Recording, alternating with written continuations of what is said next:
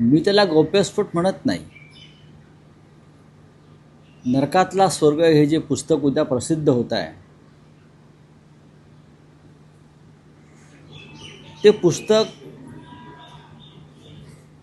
हे ज्या पद्धतीने मला तुरुंगात पाठवलं, 100 दिवसापेक्षा जास्त काळ मी तुरुंगात राहिले. ते तुरुंगातले अनुभव आहेत आणि त्या निमित्तानं भूतकाळातल्या ज्या घटना घडल्या त्या या तुरुंग माझ्या प्रवासाशी संबंधित आहे. ज्यांनी आम्हाला राजकीय सुडापोटी तुरुंगात पाठवलं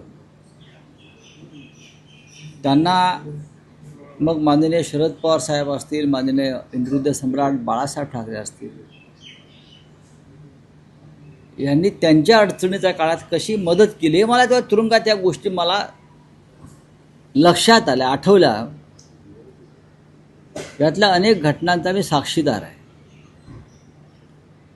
खरं म्हणजे मी अनेक गोष्टी माझ्या डोळ्यानं पाहिल्यात, गेल्या अनेक वर्षामध्ये ऐकल्यात आणि अनुभवलेल्या आहे. अनेकांनी मला सांगितलं की तुम्ही तेव्हाच या सगळ्या तुमच्या प्रवासावर पुस्तक लिहा, पण मी असं म्हणतो ज्या गोष्टी वरिष्ठ नेत्यांच्या बरोबर राहून आपण केलेल्या आहेत, त्याला आपण सिक्रेट मिशन म्हणतो, त्या पुस्तक रूपानं लिहिणं, लोकांसमोर आणणं हे नैतिकतेला धरून नाही. काही गोष्टी या गोपनीय असायलाच पाहिजे. मी फक्त एक संदर्भ दिला. या सगळ्या घडामोडीतल्या गेल्या 30-35 वर्षात काय घडलं होतं, घडतं आहे आणि घडतं, याच्यापेक्षा अनेक घटना माझ्याकडे आहेत. मी एकच संदर्भ दिला की शरद पवार साहेब असतील किंवा माननीय बाळासाहेब असतील, या महाराष्ट्रातल्या 2 प्रमुख नेत्यांनी त्यांचा जो स्वभाव आहे मदत करण्याचा, राजकारण न पाहता, त्यानुसार केलेल्या मदतीला न जागता या दोन्ही प्रमुख नेत्यांचे पक्ष कसे फोडले, माणसं कशी फोडली आणि पक्ष संपवण्यासाठी कसा अट्टहास केला, हा एक वेगळ्या प्रकारचा स्वभाव आम्हाला राजकारणात दिसला. म्हणजे उपकाराची फेड अपकाराने कशी केली. आता हे भाजपवाल्यांचं मी मगाशी ऐकत होतो, त्यांना काय माहिती आहे, ते कुठे होते तेव्हा. हा बोलतोय, तो बोलतोय, पोकळ दावे, ढोकळ दावे, तुम्हाला काय माहिती आहे. जाऊन पवार साहेबांना भेटा आज आणि त्यांच्याशी बोला, त्यांच्याशी बोला. मी आता ते किती बोलतील मला माहीत नाही, पण मी लिहिलेल्या दोन्ही घटना या 100% सत्य आहेत. यापेक्षा जास्त मी लिहू शकलो असतो, फार हाहाकार माजला असता, मी अजून काय लिहिलं असतं. पण मी मर्यादा पुरुषोत्तम रामाचा भक्त असल्यामुळे मी मर्यादा पाळल्या आणि संयम पाळला. यापेक्षा असंख्य घटना या लोकांच्या, त्याला मी साक्षीदार आहे. आणि तुम्हाला सगळ्यांना हे नाकारता येणार नाही, मी प्रदीर्घ काळ बाळासाहेबांबरोबर राहिलेला माणूस आहे, प्रदीर्घ काळ. त्याच्यामुळे अनेक गोष्टी त्यांनी यांना केलेली मदत किंवा इतर काही राजकीय घडामोडींचा मी एकमेव साक्षीदार आहे असं मला नेहमी वाटतं. पण मी त्या कधीच लिहिणार नाही आणि बोलणार नाही. पण नरकातला स्वर्ग हा एक वेगळा प्रवास आहे, तुरुंग आहे. आणि त्यानिमित्तानं आपण जेव्हा तुरुंगाच्या भिंतीशी बोलतो, राज ठाकरेंच्या भाषेत एकांतात तुरुंगाच्या भिंतीशी बोलतो, तर अनेक गोष्टी आपल्याला तुरुंगाच्या भिंतीशी बोलताना जुने संदर्भ आठवतात. त्यासाठी तो अनुभव घ्यावा लागतो, घाबरून पळून जावं लागत नाही. राज ठाकरेंचा तुम्ही आता एक संदर्भ म्हटलेला आहे की राज ठाकरेंनी एकदा तरी माझ्या घरी फोन करायला पाहिजे होता, मी तुरुंगात गेल्यानंतर. ते मनात सल आहे. ते माझे मित्र होते, आमचे त्यांचे खूप चांगले संबंध होते. राजकारण जरी वेगळं झालं असलं तरी अशा वेळेला संकट काळामध्ये घरच्यांना, कुटुंबाला दिलासा देणारा एखादा फोन जरी गेला तरी एक आधार असतो की कोणीतरी आपल्याबरोबर आहे. कारण ज्या पद्धतीनं आमच्यावरती संकटाचा पहाड कोसळला होता व्यक्तिशः आणि कुटुंबावर, तेव्हा एक काडीचाही आधार असतो, कोणीतरी एक फुंकर मारतो, ती महत्त्वाची असते. नाही राऊत साहेब, तुम्ही म्हणाला की कायद्याच्या चौकटी बाहेर जाऊन मदत केली. यात शरद पवारांचा उल्लेख असा आहे की त्यांना नरेंद्र मोदी यांनी विनंती केली की अमित शहांना वाचवा, सीबीआय चौकशीत जामीन मिळत नव्हता. आता मी याच्यावरती बघा, शरद पवारांनी मला लिहायचं आहे ते मी CBI मध्ये लिहिलं. महाराष्ट्र कॅडरचे अधिकारी होते, स्वभावानुसार मदत केली.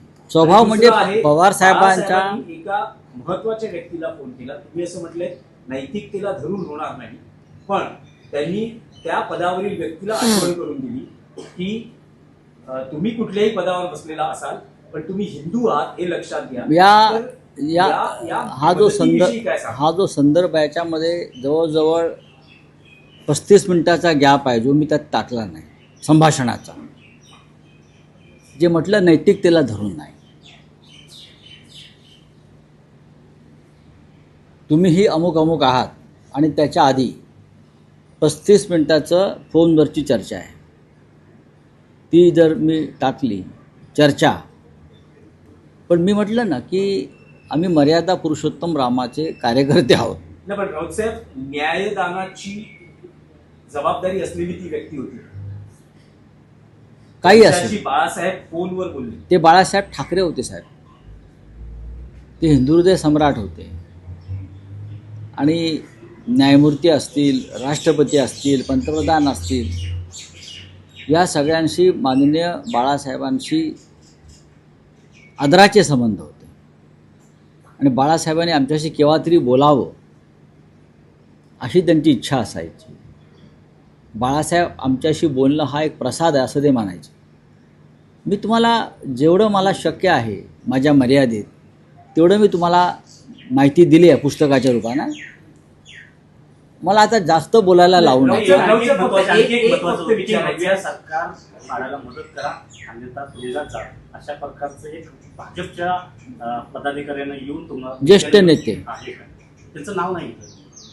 मी तेच म्हणतो ना की ते मला अशा पद्धतीनं सांगायला आले की ते माझे चाहते होते की तुम्ही हे जे सरकार बनवलं आहे ते आम्ही पाडतो आहे. ते सरकार आम्ही कोणत्या परिस्थितीत ठेवत नाही असा दिल्लीत निर्णय झालेला आहे. मी तुम्ही बेकायदेशीरपणे सरकार कसं पाडणार? नाही, आम्ही पाडू शकतो, पण आम्हाला तुमची चिंता वाटते, तुम्ही माझे मित्र आहात, तुम्ही या सगळ्या भानगडीत आता पडू नका, तुम्ही शांत राहा, नाहीतर तुम्हाला तुरुंगात पाठवण्याची व्यवस्था झालेली आहे. मी काय केलं आहे? काही करण्याची आवश्यकता नाही. तुम्ही देशात राज्य कोणतं आणि कसं चालू आहे तुम्हाला माहिती आहे, काही करण्याची गरज नाही. ताबडतोब दुसऱ्या दिवशी मी हा संपूर्ण तपशील राज्यसभेचे चेअरमन व्यंकय्या नायडू यांना कळवला, कारण मी राज्यसभा सदस्य आहे, की मला अशा प्रकारच्या काल रात्री अमुक अमुक व्यक्तीने धमक्या दिलेल्या आहेत. आणि ते भविष्यात 2-1 महिन्यात सत्य झालं. नाही राऊत साहेब, तुम्ही त्या पुस्तकात अमित शहाच्या बाळासाहेबांनी केलेल्या मदतीचा जो उल्लेख केलाय, आतापर्यंत आम्ही असं बघितलं होतं की शिवसेना भाजपमध्ये झालेले वाद आणि मनधरणी किंवा नाराजी दूर करण्यासाठी आलेले अमित शहा, मातोश्रीवर आलेले अमित शहा, पण साधारण 20 वर्षांपूर्वी सुद्धा अमित शहा मातोश्रीवर आलेले, तो एक तुम्ही सगळा प्रसंग सांगितले. हे भारतीय जनता पक्षाच्या नेत्यांना महाराष्ट्रातला माहीतच नाही ना. भारतीय जनता पक्षाचे जे आता राज्याचे नेते जे आता जे बोलत आहेत त्यांना काहीच माहीत नाही आहे. आणि त्या संपूर्ण विषयाला आता 25 वर्ष जवळजवळ होत आलेली आहेत, जास्त होत आलेली आहेत. आणि पुस्तकात मी एक लहानसा संदर्भ दिला आहे, त्याच्यावरती पुस्तक खूप मोठं आहे. तुम्ही संपूर्ण पुस्तक वाचा, तुरुंगातले अनुभव वाचा. हां, तुम्ही फक्त अमित शहा, माननीय बाळासाहेब ठाकरे, माननीय शरद पवार ह्याच्यामध्ये गुंतून पडू नका. आणि पण तो नॅशनल कंटेंट आहे, त्यामुळे तुम्हाला विचारलं जाते, कारण कायद्याच्या चौकटी बाहेर जाऊन केलेली मदत आहे. त्यामुळे भविष्यात शरद पवारांना कायद्याच्या चौकटी, कारण 2 व्यक्ती आज हयात नाहीत, ज्यात बाळासाहेब आणि मनोहर जोशींच्या दूरध्वनीवरून केलेला तो फोन. पण मी हयात आहे ना. तुम्ही आज पवार आहे, त्यामुळे हे प्रश्न तुम्हालाच विचारले जाणार. मी हयात आहे ना, मला माहिती आहे मी हयात आहे. माननीय पवारसाहेब हयात आहेत. आता ते नक्की ह्याच्यावरती काय सांगतील मी सांगू शकत नाही. पण मध्यंतरी मी जेव्हा त्यांच्याशी बोललो, पुस्तक जेव्हा मी त्यांना द्यायला गेलो, तेव्हा मी त्यांना सांगितलं की मी हे असं प्रकरण लिहिलेलं आहे, जे घडलेलं आहे. तेव्हा तेवढंच म्हणाले, आता ह्याच्यावरती अमित शहा काय खुलासा करतात ते पाहायला हवं, बरं का. अमित शहांचं एक्सप्लेनेशन काय आहे या सगळ्यावरती ते पाहावं लागेल. नरेंद्र मोदी यांनी माननीय शरद पवार साहेबांशी वारंवार चर्चा केली आणि विनंती केली, हे मला माहिती आहे, वारंवार. मेरा खास आदमी है, आप मदत करो, मेरा खास. तेव्हा अमित शहा हे फार कोणाला माहीत नव्हतं. माझ्या माहितीप्रमाणे शरद पवार साहेबांनी मोदींना विचारलं, ये कौन आदमी है, आप बार बार मुझे फ़ोन कर रहे हो, कौन है आदमी जिसके लिए आप मुझे बार बार रिक्वेस्ट कर रहे हो. बोला, मेरे लिए बहुत महत्त्वपूर्ण आदमी, काम का आदमी. एवढंच मी तुम्हाला आता सांगू शकतो. माननीय पवार मातोश्रीवर अमित शहा जेव्हा आले, बाळासाहेबांना भेटण्याचा प्रयत्न करत होते. पहिल्या दिवशी अयशस्वी ठरले, दुसऱ्या दिवशी ड्रम गेट पर्यंत पोहोचल्याचं तुम्ही लिहिलंय. तर या भेटीमध्ये तुमची काही भूमिका होती का? बाळासाहेबांनी तुमच्याशी काही संवाद साधला होता का? नक्कीच. तो काय प्रसंग? नाही ते सांगू ना, उद्याचा कार्यक्रम होऊ द्या ना. आणि आता भाजप बघा, मी असं म्हणतो की काही संयम आणि काही मर्यादा आणि काही गोष्टी राखून ठेवल्या पाहिजे. मी फक्त इतकंच सांगितलं की ठाकरे कुटुंबानं, मातोश्रीनं, शिवसेनेनं त्यांच्यावरती इतके उपकार करूनसुद्धा त्यांनी आमचाही पक्ष फोडला. या पक्ष फोडण्याविषयी आम्हाला काही दुःख नाही आहे.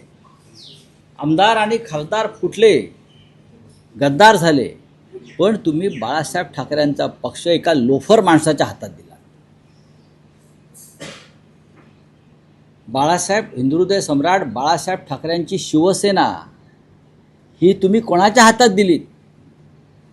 तर एका लोफर माणसाच्या हातात दिली. त्यांचं राजकारण शिंद्यांचं त्यांच्यापाशी, पण ते शिवसेनेचे मालक तुम्ही कसे बनवू शकता? तुम्ही कोण आहात?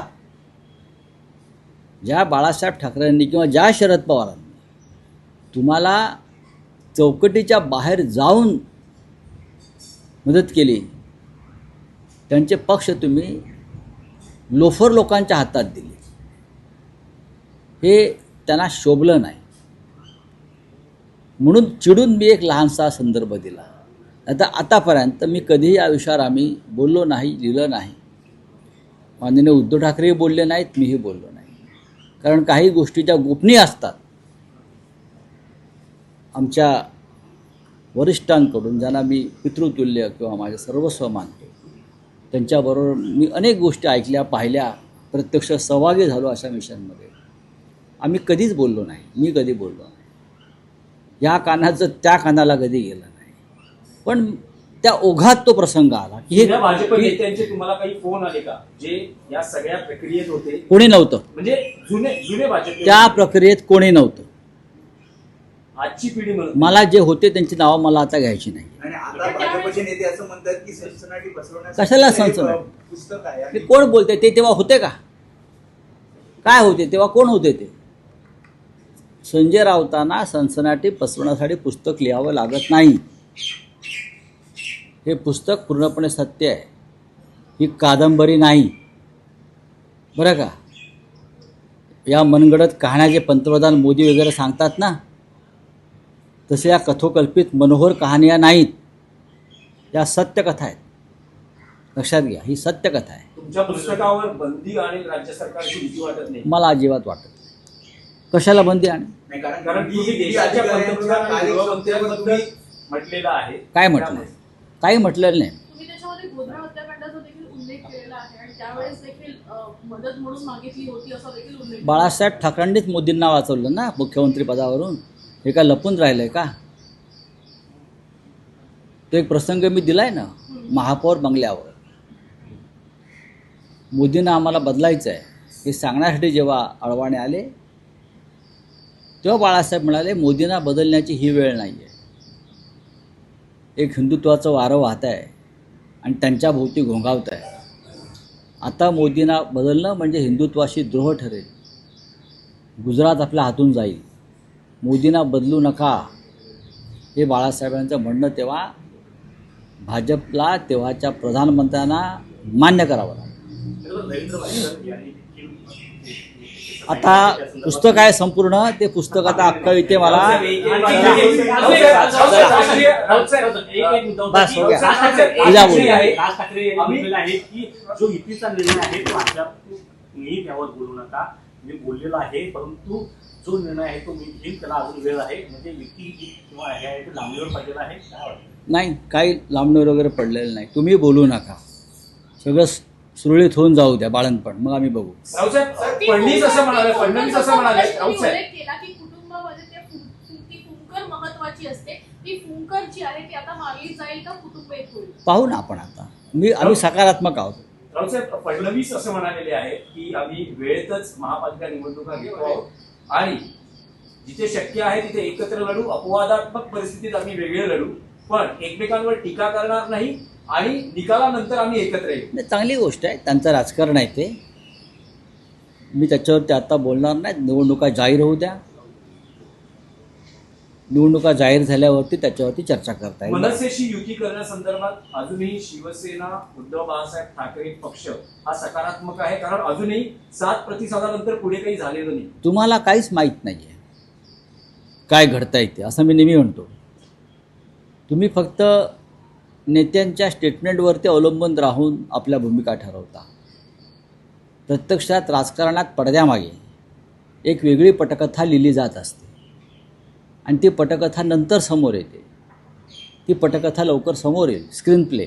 रावसाहेब, डोनाल्ड ट्रम्प यांनी आता घुमजाव केलेला आहे. त्यांनी गेली 5 दिवस जी विधानं केली, ज्यात त्यांनी भारत पाकमध्ये मध्यस्थी केल्याचा दावा केला होता, आता ते असं म्हणतात त्याने फक्त एक शब्द बदलला बरं का. त्याने फक्त एक शब्द बदलला. मध्यस्थता याऐवजी मी मदत केली किंवा सहकार्य केलं. अर्थ एकच आहे. तुम्हाला सहकार्य करण्याची काहीच गरज नव्हती. त्याला दलाली म्हणतात व्यापारी भाषेत. तुम्ही काल ॲपलचा कारखाना इथे काढण्याला विरोध केलात भारतामध्ये. हे तुमचं भारतावरचं आणि मोदीवरचं प्रेम आहे. आमच्या हिंदी में कुछ आहे तो पूछ लीजिए. रावसाहेब, आणि एकच प्रश्न आहे की लष्करी अधिकारी सोफिया कुरेशी यांच्याबाबत जे वादग्रस्त विधान केलेलं भाजप मंत्र्यांनी, विजय शाह यांनी, सर्वोच्च न्यायालयानेही त्यांना फटकारलंय, पण आता कुरेशी कुटुंबीय मागणी करते की या मंत्र्याची हकालपट्टी करा. आम्ही कुरेशी कुटुंबियाच्या मागे ठामपणे उभे राहू. सगळे हक्कात देश. त्या मंत्र्याला फक्त मंत्रिपदावरून न काढता त्याच्यावर देशद्रोहाचा गुन्हा दाखल व्हायला पाहिजे. त्याने भारतीय सैन्याबाबत केलेलं विधान आहे आणि त्याला पक्षातून हाकलायला पाहिजे, भाजपच्या. जर भाजप खरा देशभक्त असेल तर. बोलिए. हाँ बोलिए.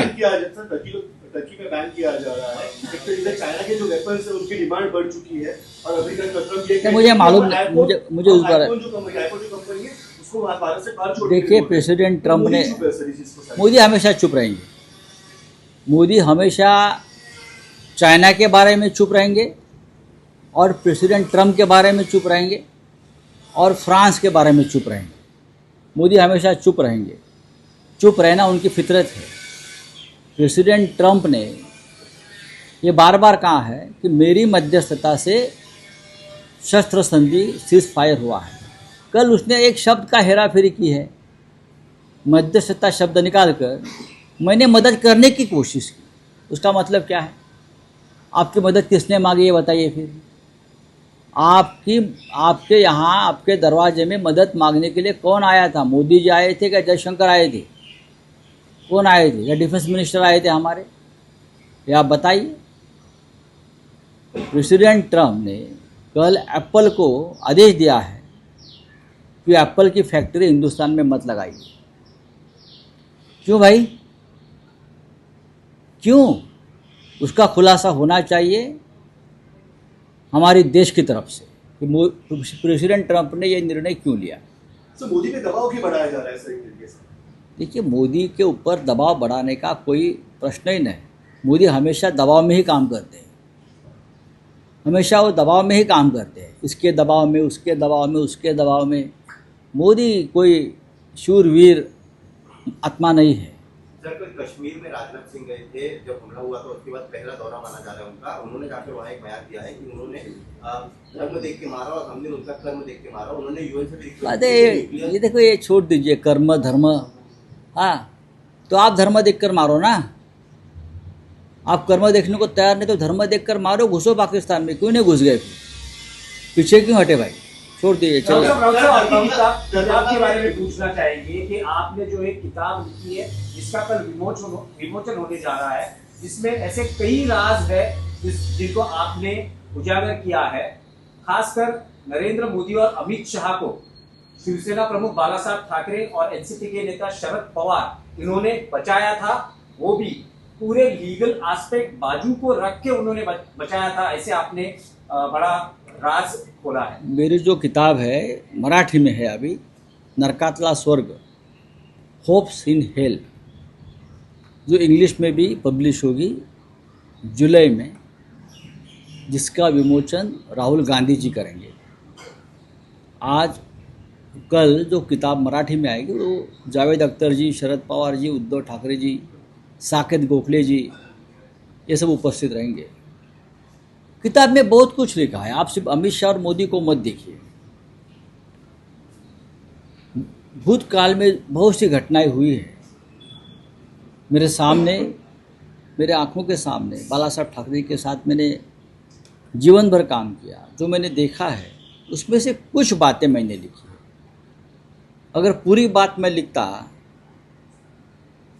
तो बीजेपी में और सरकार में केंद्र के हाहाकार मचता। लेकिन ये नीतिमत्ता जो है, हम जो एथिक्स है, वो मैं उसका पालन करता हूँ। और अब बाला साहब ये नहीं है, इसलिए मैं ये बातें ज़्यादा नहीं लिखना चाहता हूँ। नहीं राउत साहब, आपने ऐसे उसमें लिखा है कि कानून के दायरे के बाहर जाकर शरद पवार और बाला साहब ने गुजरात के दंगे हो या कुछ एक खून का मामला हो, उसमें नरेंद्र मोदी और अमित शाह की मदद की, जिसमें शरद पवार ने सीधा सीबीआई की जो एक टीम है उसमें से महाराष्ट्र केडर के अधिकारी के साथ कुछ बात की और उनके स्वभाव के अनुसार उन्होंने मदद की। उनका स्वभाव है, नरेंद्र मोदी जी को भी गुजरात दंगे मामले में मदद की और उसके वजह से उनकी गिरफ्तारी से वो बच गए। बाला साहब ने देश के किसी एक बड़े आदमी को फोन किया, उसके वजह से अमित शाह को जमानत मिलने में भी राहत मिली। आपने पूरी कहानी बता दी है, तो मैं इतना ही कहूँगा, ये सच है और मैं सच लिखा हूँ और सच बोलता हूँ। पूरी कहानी सच है, उससे भी बहुत सी बातें फिलिंग द ब्लैंक्स है, मैंने मर्यादा का पालन करके वो नहीं लिखी है। लेकिन अब बीजेपी के नेता ऐसे कह रहे हैं कि ये उनको क्या मालूम है? एक पब्लिसिटी स्टंट अरे है। मुझे संजय राउत को क्या पब्लिसिटी की ज़रूरत है क्या? आप 10 दिन मेरे पास आते हो मुझे पब्लिसिटी फ्री में देने के लिए, मेरी बात देश तक जाती है। हमें ज़रूरत नहीं है पब्लिसिटी की भाई, संजय राउत को देश पहचानता है।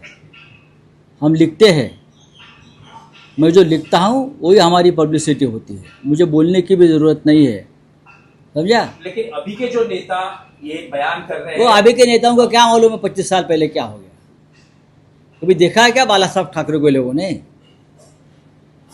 हमको मालूम है ना, जिंदगी में कभी झूठ लिखे नहीं है और झूठ बोले नहीं है। जाकर पवार साहब को पूछिए, वो जो मैंने लिखा है उसमें सच है या नहीं है। पवार साहब तो है ना, पूछिए जाकर पवार साहब को, पवार साहब भी बैठे हैं अभी, उनसे जाकर बात कर लीजिए नहीं, कि क्या मैंने जो लिखा इससे है। पहले शिवसेना बीजेपी में जब तनाव होता था तो नाराजगी दूर करने के लिए अमित शाह मातोश्री पे आए हुए कई सारे लोगों ने देखे। लेकिन एक बार आए हैं। 20 साल पहले अमित शाह सिर्फ एक बार आए थे 2014 के बाद।